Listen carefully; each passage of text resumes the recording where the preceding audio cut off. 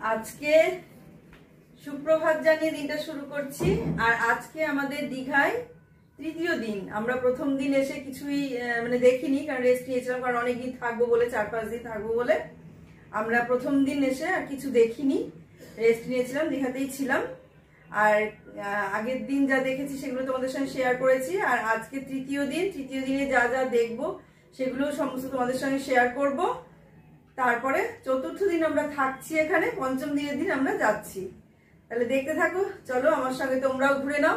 কোথায় কোথায় যাচ্ছি, কি কি করছি, কিভাবে কি ঘুরছি, সব তোমাদের সঙ্গে শেয়ার করব। দেখতে থাকো।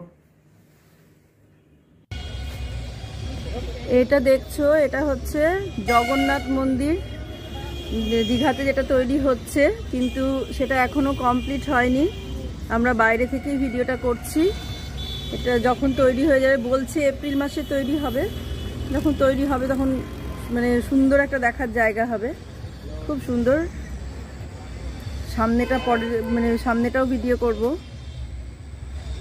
দেখো কেমন লাগছে, অদ্ভুত দারুণ লাগছে, একদম পুরীর জগন্নাথ মন্দিরের মতোই সব ডিজাইনগুলো করে করে করছে, খুব সুন্দর লাগছে। প্রথম দিন যাওয়ার পথে জগন্নাথ মন্দির দর্শন করে যাচ্ছি আমরা, যদিও এখনো বিগ্রহ বসেনি, তবুও সেটাই আমরা ভেবে নিয়েছি। খুব সুন্দর একটা দর্শনীয় জায়গা।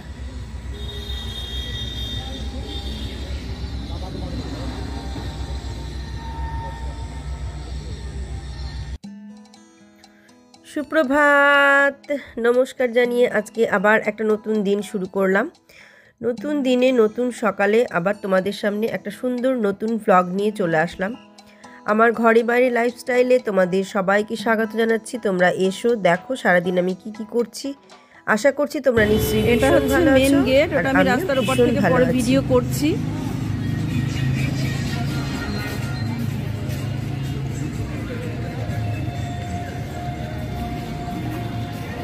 এখান থেকে ভেতরটা দেখিয়ে দিই, দাঁড়াও। এরকম ভেতরটা এরকম হবে।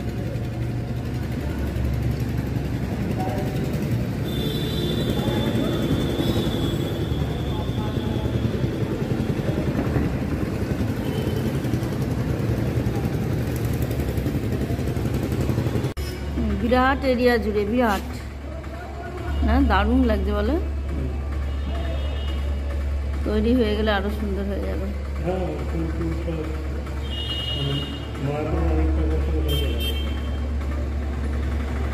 মায়াপুর না পুরী?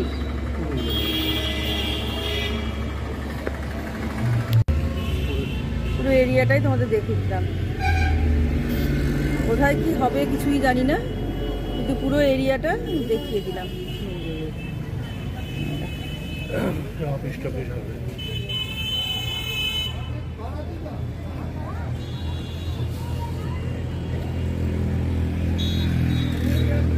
ভীষণ আওয়াজ বাইরে,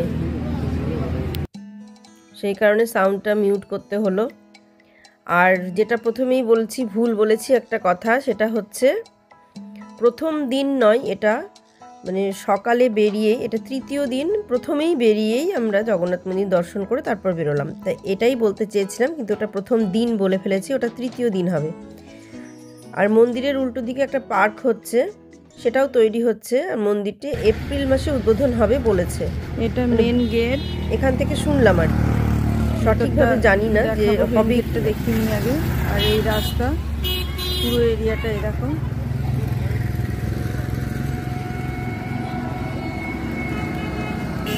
আর উল্টো দিকেই বড় পার্ক হচ্ছে একটা। যখন উদ্বোধন হয়ে যাবে এপ্রিল মাসে, তখন সত্যি খুব সুন্দর জায়গা, দেখার জন্য খুবই সুন্দর জায়গা। আর এখানে একটা পার্ক হচ্ছে, এখন ওপেন হয়নি। আর এখানে জলেও কিছু হয়তো হবে, সেগুলো কিছুই এখন ওপেন হয়নি।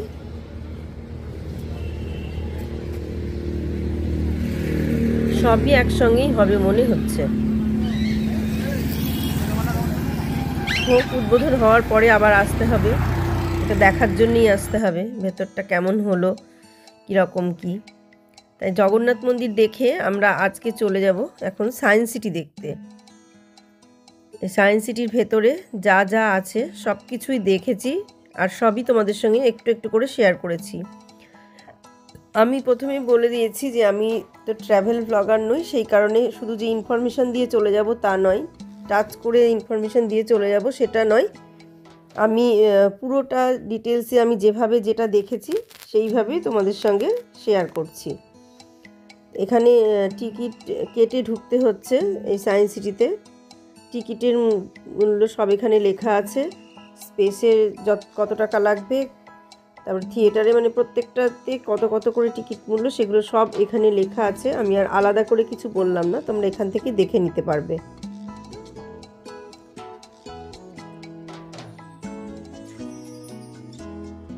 প্রত্যেকটা নিয়ে লেখা আছে, আর সব টিকিট বাইরে থেকেই কেটে নিতে হবে, ভেতরে গিয়ে আলাদা কোনো টিকিট নেই, বাইরেই দেখে নিতে হবে। দেখে নিয়ে কোনটা কত টিকিট সেটা সেইভাবে গিয়ে ভেতরে কেটে নিতে হবে। আর এগুলো আমি পরে সব তোমাদের বলে দেব যে কোনটার কত করে। আমরা এখন ঢুকলাম সায়েন্স সিটিতে, দীঘা সায়েন্স সিটিতে, বিজ্ঞান কেন্দ্র। তা এখানে স্পেস আর 3D দুটোই দেখবো। তার ভেতরে তো আর ভিডিও করতে দেবে কিনা জানি না, মনে হয় দেবে না।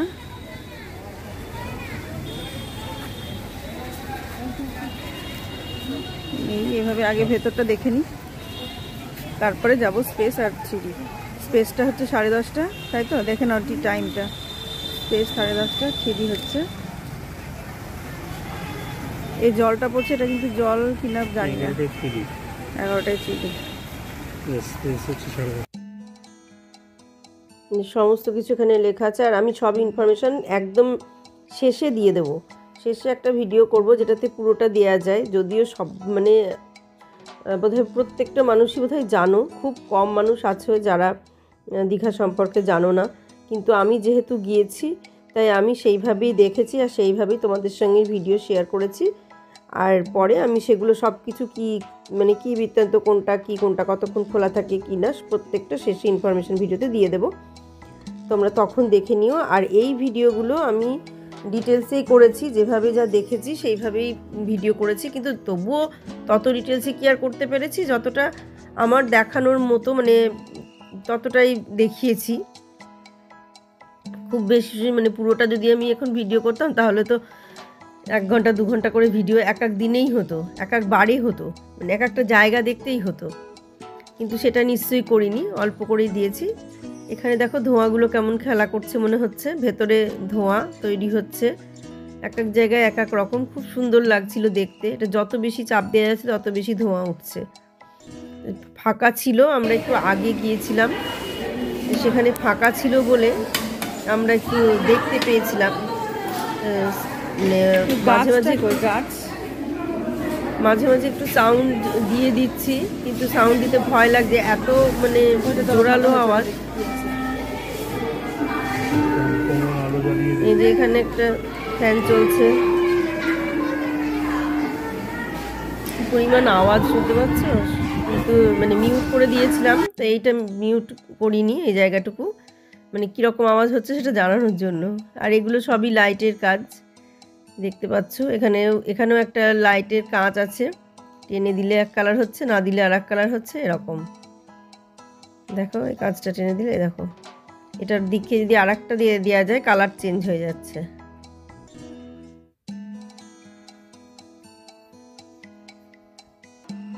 আর এই যে এগুলো সব এক এক রকম বিভিন্ন টাইপের জিনিস আছে।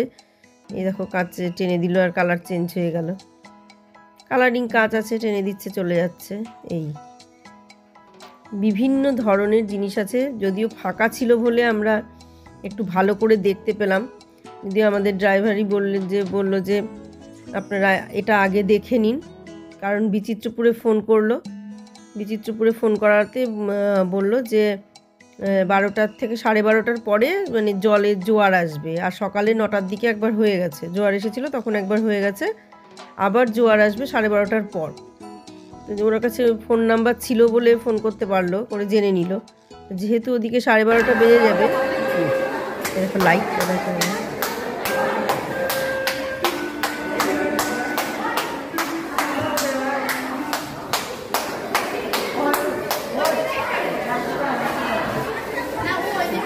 সব লাইটগুলোই জ্বালিয়ে দিয়েছিলাম, মানে প্রত্যেকটা লাইটই জ্বালিয়েছিলাম। সেটা পায় না, তারপরে আবার জ্বালাতে গেলাম, আবার লোকজন চলে আসলো, আমি আর চালালাম না। আর এই আয়না দেখো, এটা আমাদের লালবাগেও আছে। এই আয়নাটা এটা অনেক জায়গাতেই আছে। এটা লম্বা। এটা ইয়েতে গিয়ে সায়েন্স সিটিতে গেলাম, সাউথে গিয়ে সেখানেও দেখলাম, আবার আমাদের এখানকার কলকাতা সায়েন্স সিটিতেও আছে, সব জায়গাতেই আছে এই আয়নাটা, কমন। আর এইটাতে বসলে এক জায়গায় বসে অনেক মুখ দেখা যাচ্ছে। অনেক ধরনের জিনিস আছে, একটু একটু করে সবগুলো টাচ দিলাম। সবগুলো দেয়া হয়নি, অল্প কয়েকটা মানে টাচ দিয়ে দিলাম। তোমরা সামনে গেলে আরও অনেক কিছুই দেখতে পাবে। সামান্য একটু দেখিয়ে দিলাম একটুখানি যে এগুলো এগুলো আছে। সবগুলো যদি দেখাতে পারতাম তাহলে আরও বেশি ভালো হতো। একটা ট্রেন আছে, দেখো ট্রেনটা বেশ ভালো লাগলো। একটা লাইট জ্বলছে, ভিতরে কত রকমের জিনিস হচ্ছে, জ্যামিতিক আকার হচ্ছিল ওটাতে। আর এটা একটা আয়নায় বহু মুখ দেখা যাচ্ছে এক জায়গায় দাঁড়ালে।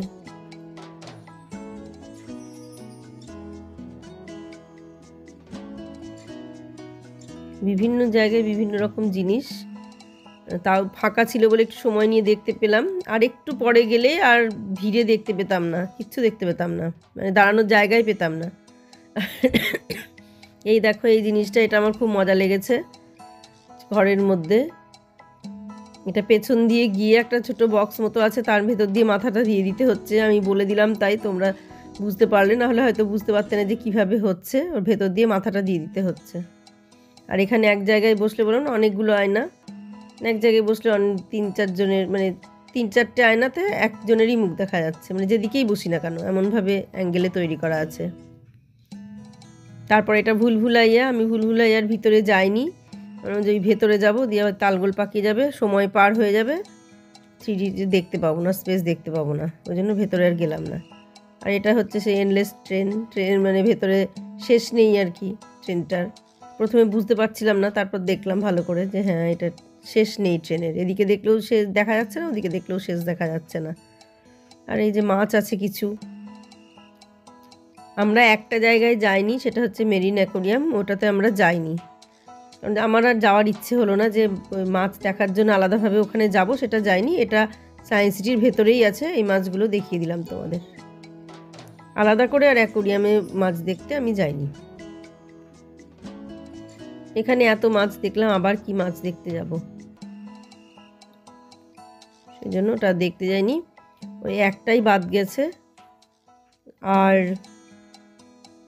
আর বাদ গেল, আর একটা কি বাদ গেল, কাজলা দিঘি পার্কটা, ওটা বাদ আমাদের জন্য যায়নি, ওটা বন্ধই ছিল। আমার মনে হচ্ছে যেন অনেক দিন আগেই ওটা বন্ধ হয়ে গেছে, ওই একটা জিনিস আমরা দেখিনি।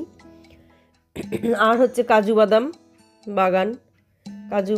বাগানটাও আমরা দেখিনি, ওটাও বন্ধ ছিল। আর এই দেখো স্পেসের ভেতরে যতক্ষণ শুরু না হয়েছিল ততক্ষণ গিয়ে ভেতরে বসে একটু ভিডিও করে নিলাম। 3Dতে আর ভিডিও করিনি, কারণ ওটার কি ভিডিও করব। শুরু হয়ে যাওয়ার পর তো আর মোবাইল চালানো যাবে না, মোবাইল সব বন্ধ করে দিতে বলেছিল, তাই তার আগেই একটুখানি আমি ভিডিও করে নিলাম। এরপর আমরা এখান থেকে চলে গেলাম বিচিত্রপুর।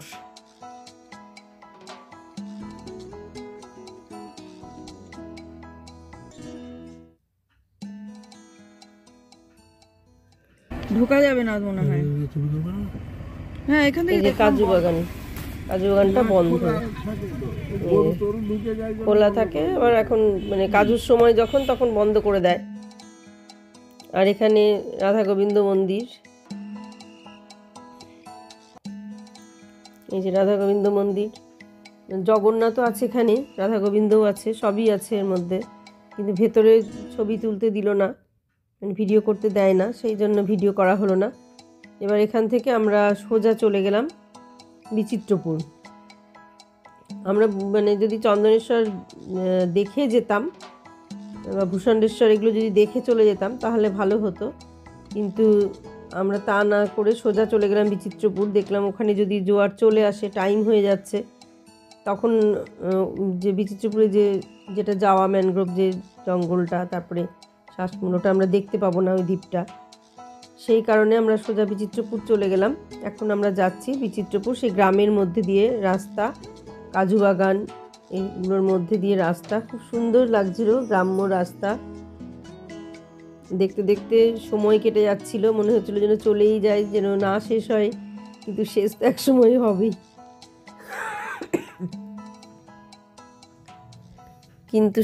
এক সময় হবেই।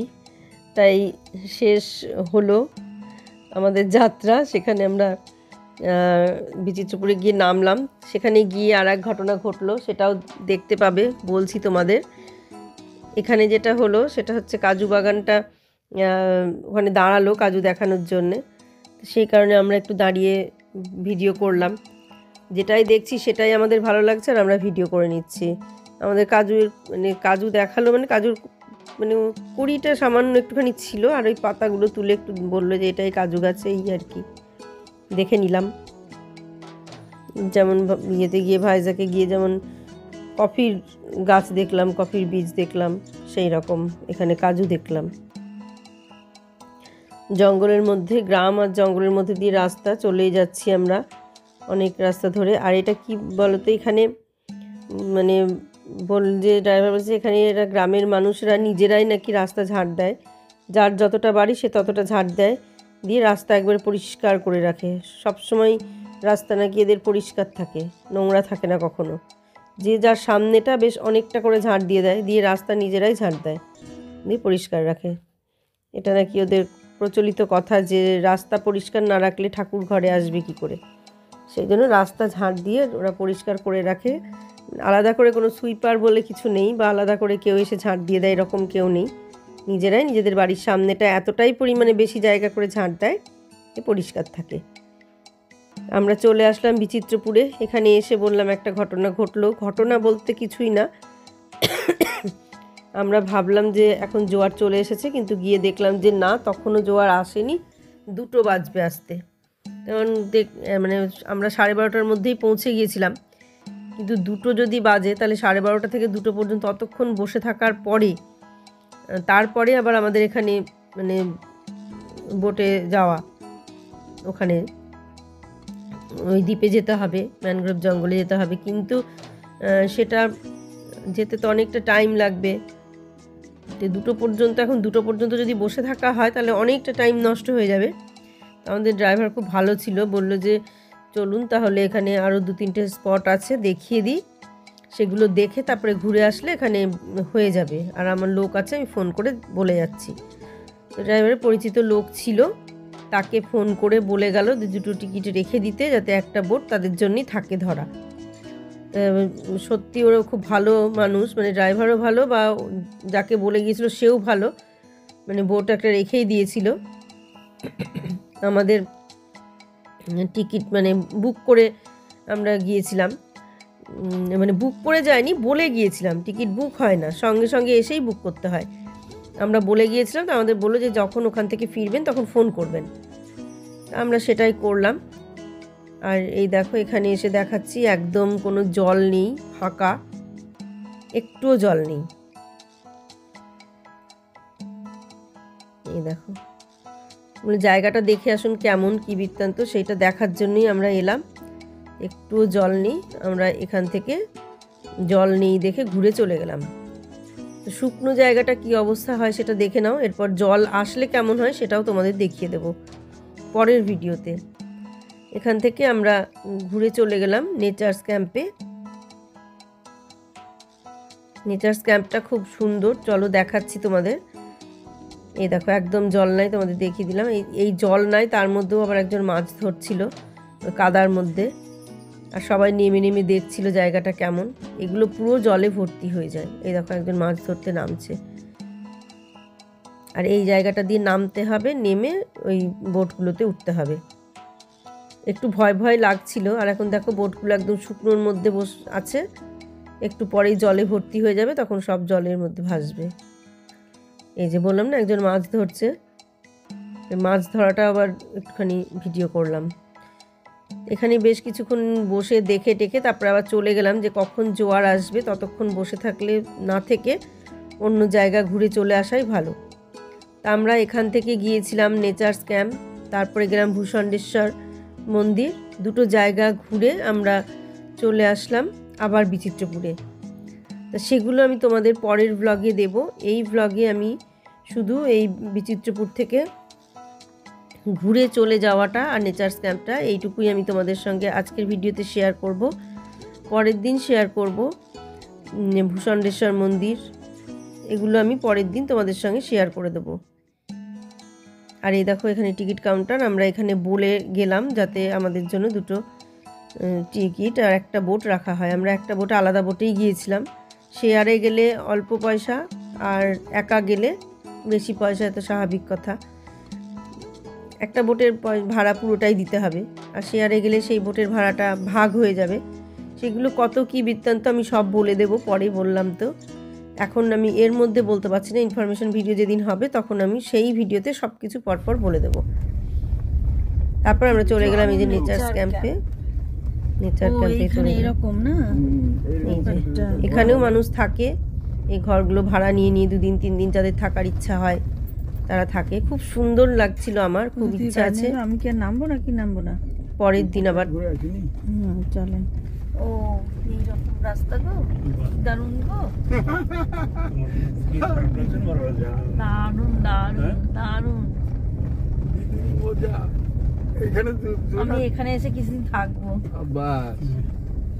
এরপর এসে কিরম ভাড়া টাড়া হ্যান ত্যান সব জেনে যাবো। আরও ওপরে ওঠা যায়, কিন্তু আমরা আর উঠলাম না, কারণ যারা থাকে তারা একমাত্র উঠতে পারে, তাছাড়া বুক না থাকলে উঠতে পারবে না। এখান থেকেই ঘুরে আবার নিচে চলে এলাম। আজকের মতো ব্লগটা এখানেই শেষ করছি। সবাই ভালো থেকো, সুস্থ থেকো, সাবধানে থেকো। সামনের দিন আবার একটা সুন্দর নতুন ব্লগ দেখার অপেক্ষায় থাকো। আমরা এখন ছুটে চলেছি বিচিত্রপুরের উদ্দেশ্যে, ভূষণ্ডেশ্বর মন্দিরের উদ্দেশ্যে।